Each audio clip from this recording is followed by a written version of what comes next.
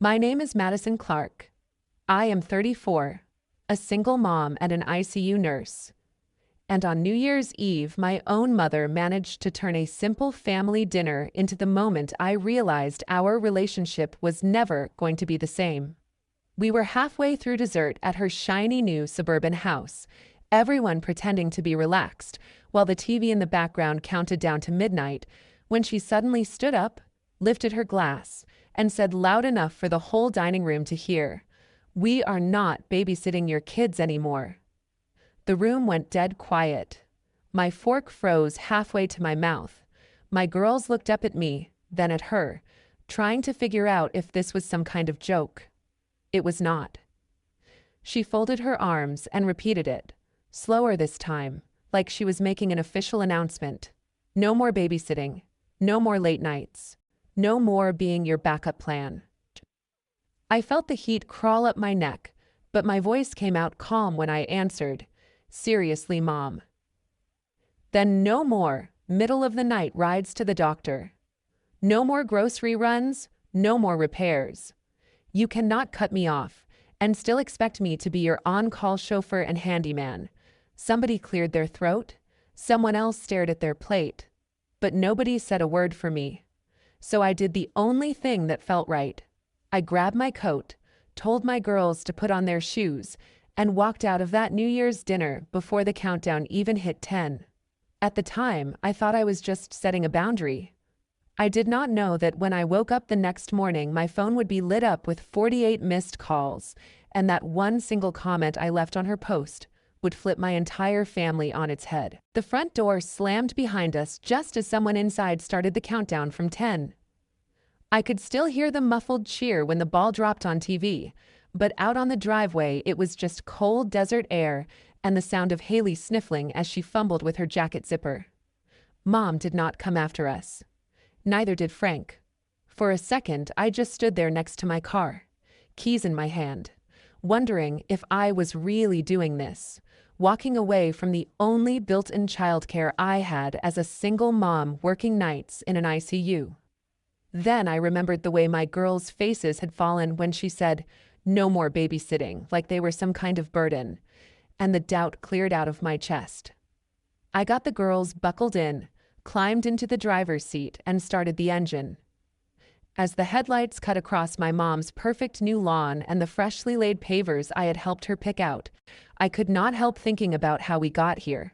For months, I had been driving 30-40 minutes out of Phoenix after 12-hour shifts to take her to heart appointments, to push her cart through Costco, to deal with her insurance and pharmacy mix-ups because those online portals confuse me, honey.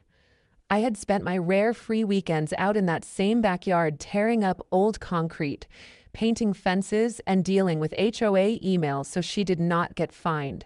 The deal was simple. I helped her keep her new retired life running smoothly, and in return, she watched Haley and Sophie the nights my schedule went crazy. It was not charity. It was supposed to be family helping family. Mom was the one who turned it into a transaction the moment she stood up and revoked her side of it in front of everyone. Exiting the subdivision, I caught Haley's eyes in the rearview mirror. She was blinking hard, trying not to cry. "Is Grandma mad at us?" she asked. I shook my head, swallowing the lump in my throat. "No, baby.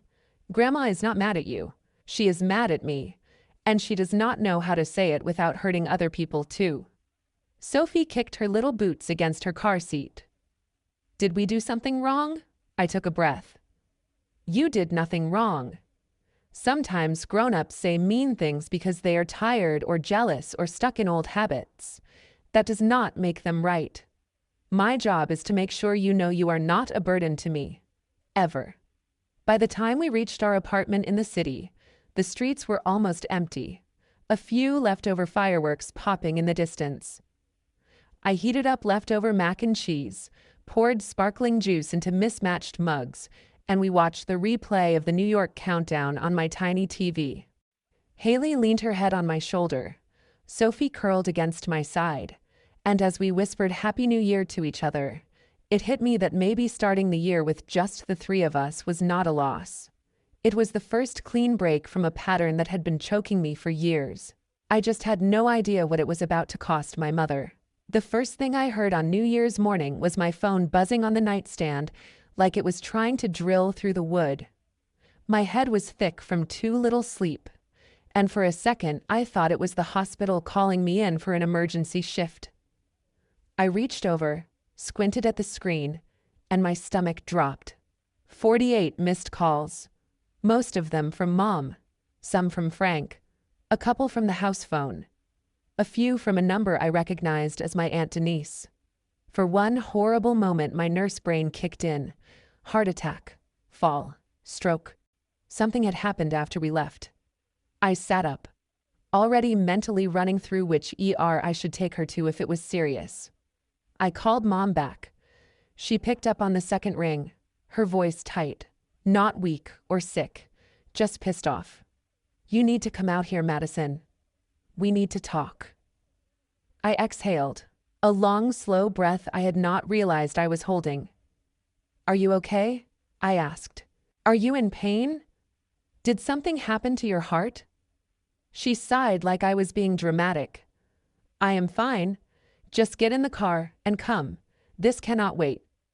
The way she said it, clipped and commanding, sounded more like a supervisor than a mother worried about reconciling after a fight. I glanced at the girls still sleeping on the pull-out couch, hair everywhere, blankets twisted around them. Part of me wanted to ignore her, to let her sit with what she had done, but another part needed to make sure there was not some mess brewing that would get worse if I left it alone. So I threw on jeans and a hoodie, wrote a note for Haley in case she woke up and panicked, and drove back out toward the suburbs with a knot in my stomach that had nothing to do with coffee. When I pulled into her driveway, the house looked exactly like it had the night before. No ambulance, no neighbors clustered outside, just a quiet street and a shiny front door. Inside, Mom was sitting at the dining table, makeup on, hair done, not a hospital bracelet in sight. Frank was next to her, nursing a mug of coffee like it was a shield.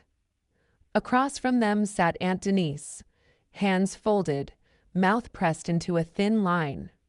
The whole setup looked less like a family emergency and more like a disciplinary hearing. I stopped just inside the doorway. "So no one is dying?" I asked. Mom rolled her eyes. "Can you not be so dramatic?" "We called because what you did last night was completely out of line and childish. You embarrassed us in front of everyone and stormed out over one little comment." "One little comment," I repeated. "Telling your grandkids they are basically a burden is not little, Mom." Frank cleared his throat. "We just think you overreacted. Your mom has done a lot for you. You would not have made it through the divorce without her." Mom sat up straighter, seizing on that. "Exactly. After everything your father put you through, who was there babysitting, cooking, helping you find this job, watching those girls all the time, and you repay me by threatening to cut me off from my doctor appointments and groceries because I am finally setting a boundary." My jaw clenched. "You did not set a boundary. You threw a grenade. You could have pulled me aside any other time and said you needed to cut back on babysitting. Instead, you announced it in front of my kids and half the family, like you were making a toast." Denise shifted in her chair. "Maggie," she said quietly. "You have to admit, saying it that way was harsh. It sounded a lot like the way you used to talk to Madison when she was a kid." Remember, Mom's eyes flashed. "Do not start, Denise. This is between me and my daughter." She turned back to me. "The point is, you still have responsibilities as my child. I am older now. I cannot just drive myself to cardiology. I cannot haul groceries by myself. You do not get to withdraw all that, just because your feelings are hurt." "So let me get this straight," I said. "You want to be done watching my kids, but you still expect me to drive 40 minutes each way whenever you need something, fix whatever breaks, argue with the HOA for you, and handle all your online medical junk. Because that is not a boundary, that is a one-way street. That is how family works." Mom snapped. Parents take care of children, then children take care of parents. You owe me? The word owe hit something raw in me. All those nights I had driven on no sleep, all the canceled plans, all the times I swallowed her comments just to keep the peace, lined up in my mind like a row of receipts. I looked at Denise. She held my gaze, then gave the tiniest nod, like she was saying, "I see you." I turned back to my mother. "No, I do not owe you rides. I do not owe you free labor. I do not owe you my kids' feelings in exchange for your convenience. You made it very clear last night that you do not want to be part of my support system anymore. So I am taking you at your word." Mom's face went blotchy. "So what? You are just going to abandon your mother now that she is old." "I am not abandoning you," I said. "I am telling you that starting today, I am not your chauffeur or your handyman. If you need to get to the doctor, you can call a neighbor, a taxi, Uber, whatever. If you want someone to fix your fence, you can pay them. I am done being the only one sacrificing." The room went so quiet I could hear the fridge humming. Frank opened his mouth like he wanted to argue, then closed it again. Denise stared down at her hands. Mom looked at me like she did not recognize me. "You cannot be serious." "Watch me," I said. And for the second time in 24 hours, I walked out of her house, this time with no kids to shield me, and no guilt heavy on my shoulders, just a strange, cold certainty that I had finally cut the cord she kept using to pull me back. I did not know yet how much that cut was going to cost her. The first few days after that second walkout were weirdly quiet. I went back to my night shifts, back to charting and alarms and families huddled in ICU waiting rooms, and for the first time in months, I was not mentally calculating how many minutes it would take to detour through my mom's suburb to pick up her prescriptions or drop off groceries. Then the messages started. At first they were short and almost polite. "Madison, I am sorry if I hurt your feelings. Can we talk?" Then I missed the girls. "Let me see my granddaughters." I stared at my phone between patients, my thumbs hovering over the keyboard. She was not apologizing for what she said. She was apologizing for my reaction. So I replied once, short. "I am not keeping them from you, but we are taking a break until I know you can be kind to them. That is all." The next morning, there was another text. "Fine. I will babysit sometimes. But you still need to drive me to my appointments. I cannot do all this on my own." There it was again. The trade. The expectation that my time and energy were a resource she could negotiate for like a discount at the register. I did not answer. Over the next week, the messages started to swing like a pendulum. One day, it was guilt. "After all I have done for you, this is how you repay me." The next day, it was martyrdom. "Do not worry about your old mother. I will figure it out somehow." Then came the flying monkey calls, from relatives who clearly only had half the story. "Your mom called me crying, Madison. She says you told her to handle her health alone. You know she had that heart scare last year." I would listen, then say calmly, "Mom is a grown woman who decided my kids were too much for her to handle. I am taking her seriously. She can use the same apps I use to get her where she needs to go." Some of them got it. Some did not. In the middle of all that, I had my own life to patch together.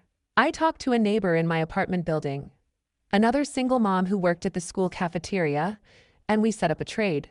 She watched Haley and Sophie on nights I had late shifts, and on my off days I took her son so she could pick up extra morning hours.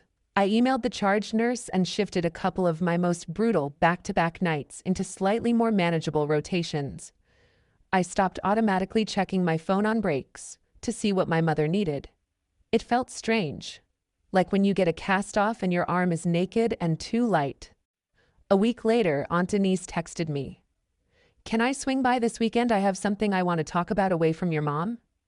She showed up at my apartment on a Saturday afternoon with a grocery bag full of bakery cookies, and that look she has when she is about to say something honest that not everyone will like. The girls were in their room painting, so we sat at my tiny kitchen table. For a while, she asked about work, about the kids, about how I was sleeping. Then she sighed and leaned back. "Your mom is spiraling," she said. "That company she hired for the backyard and kitchen redo, they are already sending updated invoices." She shrugged. "Hidden fees? Material upgrades? Extra labor?" The number is nowhere near what she bragged about. I fiddled with the cookie wrapper. She could have avoided all of that if she had just waited for me to have a free weekend. Denise nodded. She could have. But then she would have had to admit she needs you. And lately, I think that scares her more than the bills do. I frowned. "What does that even mean?" She studied me. "You know how for years your mom told everyone how hard her life was, raising you girls alone, putting food on the table, all that. Some of it was true, but it also became her whole identity, the sacrificial mother, the one who suffered while everyone else took from her." I thought about all the stories Mom liked to tell at holidays, the ones that always ended with her shaking her head and laughing about how ungrateful we had been as kids. Denise went on. "Then, here you come. Single mom, yes. But you get your degree, you land this intense nursing job, you buy your own car. You show up every time something breaks. You take care of your kids without dumping them on her full time." Little by little, people stop talking about how much she sacrifices and start talking about how strong you are. She loses the spotlight. I stared at her. "Are you saying she cut off babysitting because of attention?" Denise hesitated, choosing her words. "I think your mom feels replaced. She does not get to be the hero anymore. She does not get to say, 'I am the only thing standing between Madison and disaster.' Watching the girls, taking your kids overnight, that was the last piece she could hold over you. So when she got overwhelmed and resentful, she ripped it away in the most dramatic way possible and hoped you would crawl back on her terms." The words hit something I had not wanted to name. I remembered every backhanded comment about my schedule, every time she told someone I worked too much, every side-by-side comparison between my girls and perfect little Caleb. And under all of it, this quiet tension whenever someone complimented me instead of her. I felt tired down to my bones. "So what am I supposed to do?" I asked. "Go back over there and pretend it did not happen, just so she does not feel threatened?" Denise shook her head. "No, I am telling you this so you stop thinking you are crazy. You are not overreacting. You are finally stepping out of a role she wrote for you a long time ago. And she is throwing a fit because the script changed." She reached across the table and squeezed my hand. "Let her sit with the consequences. She is the one who wanted to be independent." Remember, I looked toward the girls' room, where laughter floated through the door. For the first time, I let myself imagine a future where my little family did not revolve around putting out my mother's emotional fires. And somewhere between the cookies and the quiet, I decided I was done rushing in every time she lit the match. A few days after Denise's visit, life settled into a strange new rhythm where my phone did not vibrate every hour with some errand from my mother. And I almost started to believe she had finally accepted this new version of us. Then, a screenshot popped up in our family group chat, one of those small ones where you have to zoom in. It was a picture Mom had posted to her neighborhood page, standing in front of a half-finished backyard kitchen, all concrete dust and exposed pipes, smiling like she was on a home makeover show. "New year, new projects, doing this all on our own now," the caption read. "No more waiting on other people to show up." Underneath, a few of her friends had commented those little clap compliments, calling her inspiring, independent, a survivor. I stared at it during my lunch break, remembering the weekends I had spent out there ripping up old pavers in the heat, while she sat in the shade telling me which tile pattern she saw on Pinterest. She had not hired help because she did not have anyone. She had hired help because she wanted to prove she did not need me. At first, it was just annoying, petty. Then the numbers started trickling to me. Denise called one night while I was sorting the girls' laundry. "Your mom finally showed me the contracts," she said without preamble. "Remember that $10,000 quote she bragged about at Christmas? It is closer to 20 now." I set down the laundry basket. How Denise let out a humorless laugh. The original quote was bare bones. The guy tacked on upgraded stone, gas lines, a bigger grill, a pergola, some fancy lighting package. Every time she said yes, he wrote it down as a change order. Now there are line items for rush fees, extra labor, permit handling, and because she waited until they were already digging before she filed half the paperwork, the city inspector came out and slapped her with fines for starting without proper permits. HOA too. She is being hit on both ends. My chest tightened. Not with sympathy at first, but with that sick, familiar feeling of watching someone drive into a ditch you warned them about. Why did she not call me when they brought the contract I asked? I could have looked at it. "Because that would mean admitting she needed you," Denise said. "And right now she would rather bleed money than give you that win." Over the next week, the story evolved as it filtered through the family. One cousin mentioned mom had called asking to borrow $500 until the inspection mess is sorted out. My grandmother let it slip that Maggie had cried on the phone about how she had no one to help her, how her ungrateful daughter had left her to deal with construction sharks. The words ungrateful daughter hit a nerve, the same old refrain she had used on me since I was a teenager any time I wanted something for myself. Only this time, there were receipts. I was not the one who signed loans or hired contractors off TV commercials. She was. One afternoon, between shifts, I stopped by a coffee shop near the hospital and found Denise already there, a manila folder sitting on the table between her hands. She slid it toward me. I told her I should not, but she insisted. I opened it. There it was in black and white. The initial quote, 10,000. The revised total, just under 22. A red stamp from the city detailing the code violations. A letter from the HOA threatening additional penalties if certain structures were not brought up to standard within 30 days. My mother's signature at the bottom of every page.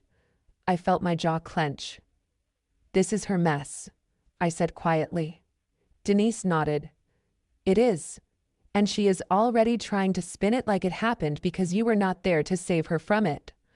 That stung more than the numbers. She was doing exactly what she had always done, turning her choices into my responsibility. The difference was that this time there was nothing I could fix with a weekend of sweat and a couple of phone calls. Money owed was money owed. Permits filed late were still late. Contractors who smelled desperation did not suddenly grow a conscience because a nurse with 2 kids frowned at them. For a brief second, I pictured driving out there anyway, marching up to the project manager, tearing through every clause until he agreed to cut the bill. I imagined throwing my credentials and my anger and every ounce of my energy into salvaging her backyard, just so she would not have to sit in the ruins of her pride. Then I pictured Haley's face when I had to cancel movie night again. I pictured Sophie asking why Grandma could hurt her feelings and still get everything she wants. I closed the folder and pushed it back. "I am not getting involved," I said. Denise searched my face, then nodded slowly. "Good. She needs to know that consequences are not just things that happen to other people." Later that week, Mom finally broke her silence with me. She called while I was on my break, her voice thick and practiced. "I hope you are happy," she said without hello. "That company is robbing us blind. If you had been here, this never would have happened." I took a breath, kept my voice level. "If you had waited and talked to me before signing anything, I could have warned you. You chose to do it without me. That was your decision. Now you have to deal with the fallout. She scoffed. So that is it. You are just going to sit back in your little apartment while your mother drowns in debt because you are mad. I said no to babysitting. I stared at the vending machine, at rows of snacks behind glass. For years, I had been the emergency exit she ran to every time the smoke started rising. But I was not the one holding the lighter. I am not sitting back, I said quietly. I am taking care of my kids, working my job, paying my own bills. I am not responsible for contracts I did not sign. There was a long silence on the line. For once, she had no quick comeback. When she finally hung up, my hands were shaking. But under the fear and the old guilt, there was something else. Something that felt almost like relief. Let her learn what it means to be independent the way she bragged about online, I thought. Let her feel, maybe for the first time, what it is like when there is no one left to clean up the mess but the person who made it. 2 weeks passed before my mother tried a different approach.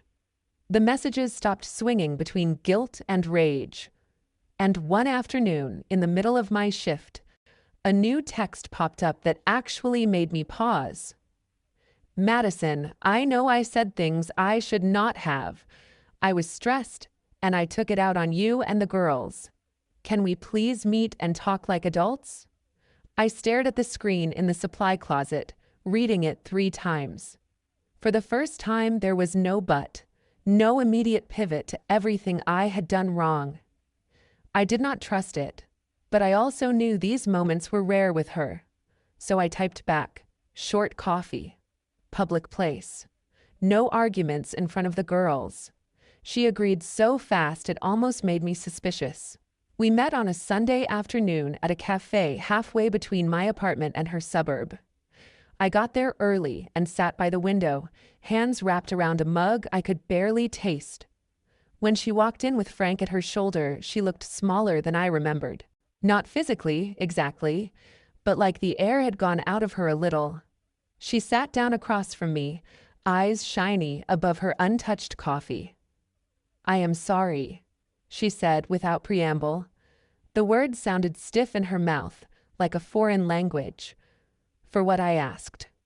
I was not going to let her slide by on a general apology for my feelings, for the way I said things at dinner, for embarrassing you in front of the girls, for saying they were too much.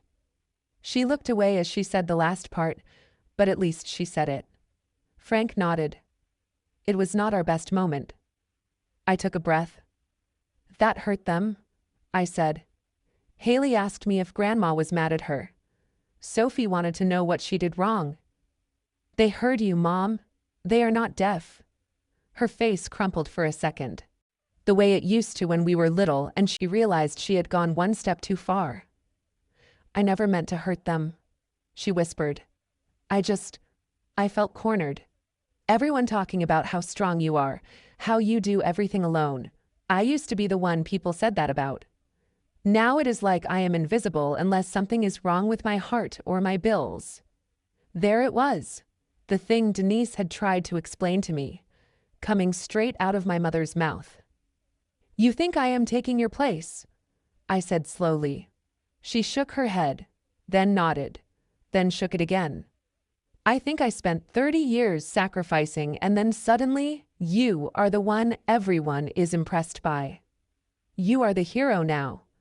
It is stupid, I know, but it feels like there is no room for me anymore unless I am needed. Frank cleared his throat. She has been struggling since she retired, he said quietly. She does not say it right, but she is scared. Scared of what I asked. Of not mattering answered a lot of questions I never knew how to ask. I sat back, feeling something like sympathy and anger twisting together. I understand being scared, I said. I understand feeling invisible. I have felt like that my whole life around you. Her eyes snapped up. That is not fair. I swallowed the hurt that wanted to spill out. Maybe it was not fair, but it was true. And if we were doing honesty, then we were doing all of it. Here is where I am at, I said. I am done tying my life in knots to keep you comfortable. I am done driving after 12-hour shifts to do things you can pay someone else to do. I am done letting my kids be collateral damage in whatever you are feeling about your own life. If you want a relationship with me and with them, it has to look different." She stiffened. Different how I held up a finger. 1. You do not get to call my kids a burden, too much, or anything like that ever again. Not even as a joke. If you are overwhelmed, you say you are overwhelmed. You do not dump it on them. Second finger. 2. Babysitting is not a bargaining chip. If you are too tired or do not want to watch them, you say no. If you say yes, you do it without keeping score. That is the only way this works. 3. I am not your chauffeur or handyman anymore. I will help when I genuinely can and when I choose to, not because I am guilted into it. You have other options. You can ask friends, neighbors, church people, a ride service. Use them. She opened her mouth, probably to say, "That is not how family works," then saw my face and shut it again. Frank spoke instead. "That sounds reasonable," he said slowly. "Maggie, we can figure out other ways to get around. Your life cannot depend on Maddie being on call forever." My mother stared at her hands. "So what do I get?" she asked quietly. "You get chances to be a grandmother," I said. "Not by right, but by choice. If you can respect those boundaries, if you can be kind to my daughters consistently, I will bring them over sometimes. They can bake with you, watch movies, plant flowers, whatever you want. But if you cross those lines, I will pull back. No big blow-up, no screaming match. I will just be done." The words hung there between us. For once, she did not argue. She just sat very still, then nodded once, sharp and small. "I will try," she said. It was not a promise. It was not a miracle transformation, but it was the closest thing to accountability I had ever heard from her. We finished our coffee in uneasy silence, talking around safer topics, school and work, and the weather. When I left, she hugged me, stiff and quick, like she was not sure if she was allowed. On the drive home, I kept waiting for that familiar wave of guilt to crash over me for being so firm. It did not come. Instead, there was a thin, fragile sense of peace. We had not fixed anything. We had just put a fence around the damage and agreed not to cross it. I let the girls decide about visits. When Haley said she was ready to see Grandma again, I took them out for a short Sunday afternoon visit, stayed the whole time, and left before anyone got tired. For a little while, it almost looked like we might make this new version of family work. What I did not know was that my mother was still clinging to her old script in one place I had not thought to check yet. Online. It started with a notification I almost ignored. Someone had tagged me in a post in our private family Facebook group. My mother had posted a selfie of her and Frank in front of the finished backyard kitchen, all glowing lights and stone countertops. The caption hit harder than the picture. "After a rough year, we finally did it," she wrote. "All on our own. No help, no handouts. Just two old folks figuring things out without relying on anyone." Sometimes you realize you raised your kids to be so independent they forget family. Underneath, relatives were already praising her, calling her strong, saying she always sacrificed the most. It was the same old story, updated for social media. The abandoned mother, the ungrateful daughter. Except now I could literally see the lie. I thought about letting it go. Then I pictured Haley's face when Mom called my kids too much. Remembered the 48 missed calls, the way she kept trying to drag me back into the role of rescuer. My hands stopped shaking. I opened my photos, pulled up a shot of me covered in dust ripping up her old backyard, and a screenshot of our old text where she had spelled out the deal in her own words. "If you help us get this place fixed up, we will watch the girls whenever you need. Family takes care of family." Under her post, I replied with the 2 images and wrote, The yard looks amazing, Mom. Just to be clear, it was not done all on your own. I spent months driving out after 12-hour ICU shifts to tear up concrete, deal with your HOA, and help pick materials. You offered babysitting in return. When you stood up on New Year's and said you were done watching my kids, you ended that deal. I chose not to fix the rest because you made it clear you did not want me as family, just as free labor. I wish you had told the whole story here. I hit post and set my phone down. Notifications blew up almost immediately. Aunt Denise liked my comment. Monica, the cousin with Caleb, added that she had heard the same agreement from my mom months ago. Then someone dropped a screenshot of the whole thread into the wider Reed family group. That is when people really started speaking up.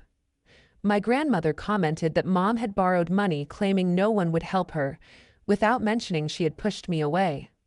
An uncle pointed out this was not the first time she refused advice, and then wanted rescuing. Monica asked her, publicly, to stop comparing her perfect son to my girls.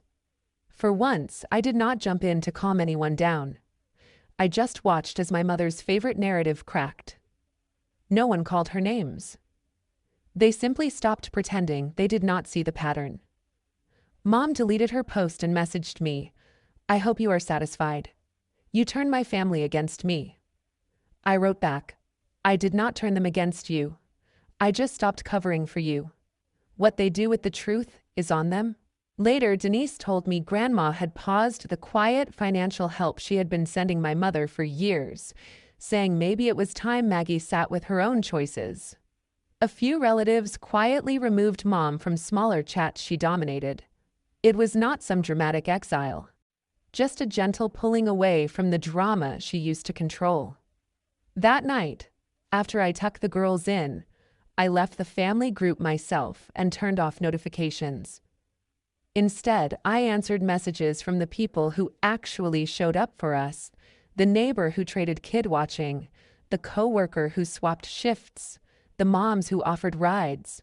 Sitting there in the dim light, I realized this was my real revenge, if you could even call it that. I had told the truth once, in public, and then refused to go back to my old role. I chose boundaries over guilt, my daughter's safety over my mother's comfort. If there is a lesson in all of this, it is that you do not owe your silence to anyone, even a parent, when they are hurting you or your kids.